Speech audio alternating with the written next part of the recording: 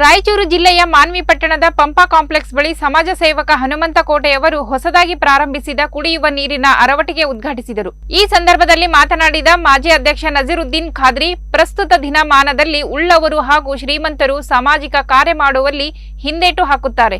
ಅಂತಹದರಲ್ಲಿ ಸಮಾಜ ಸೇವಕ ಹನುಮಂತ ಕೋಟೆಯವರು ಬಡವರಿಗೆ ಅನುಕೂಲವಾಗಲಿ ಎಂದು ಕುಡಿಯುವ ನೀರಿನ ಅರವಟಿಗೆ ಪ್ರಾರಂಭಿಸಿರುವುದು ಮೆಚ್ಚುವಂತದ್ದು ಎಂದರು. ಸಾರ್ವಜನಿಕರಿಗೆ ಕುಡಿಯುವ ನೀರು ಮತ್ತು ಮಜ್ಜಿಗೆ ಈ ಒಂದು ಕಾರ್ಯಕ್ರಮವನ್ನು ನಮಗೆ ಕರೆದಿದ್ದಾರೆ.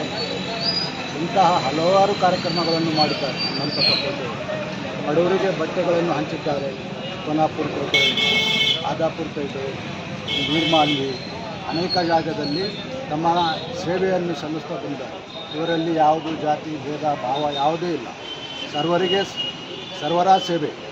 ಇಂತಹ ಒಂದು ಮನೋಭಾವನೆಯನ್ನು ಪ್ರತಿಯೊಬ್ಬರಲ್ಲಿ ಬರಬೇಕು.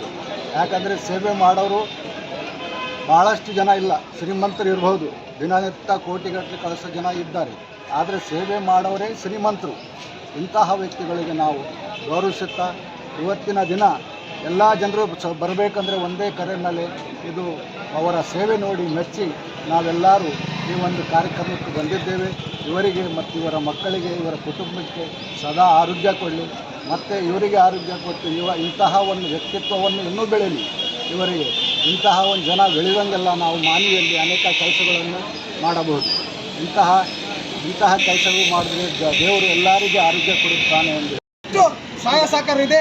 ಯಾಕೆ ಈ ಮಾತು ಹೇಳಕ್ಕೆ ಇಷ್ಟಪಡ್ತೀನಿ ಅಂದರೆ, ಎಲ್ಲರೂ ಬಣ್ಣದ ಮಾತಾಡ್ತಾರೆ, ಬಟ್ ಕೆಲಸ ಮಾಡುವಂಥ ಸಂದರ್ಭದಲ್ಲಿ ಸಹಾಯ ಮಾಡೋದು ಅದು ದೊಡ್ಡ ಗುಣ.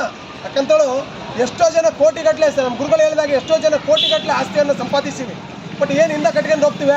ಇಂಥ ಸಾಮಾಜಿಕ ಸೇವೆ ಸಲ್ಲಿಸ್ತೀನಿ ಅಂತ ಒಂದು ಮಾತು ಅವ್ರಿಗೆ ಕಿವಿಯಾಗಿ ಹೇಳಿದಾಗ ಅವ್ರದ್ದೇ ಆದಂಥ ಒಂದು ನಿಸ್ವಾರ್ಥದಿಂದ ಸಹಾಯ ಸಹಕಾರ ಮಾಡ್ತಾರೆ.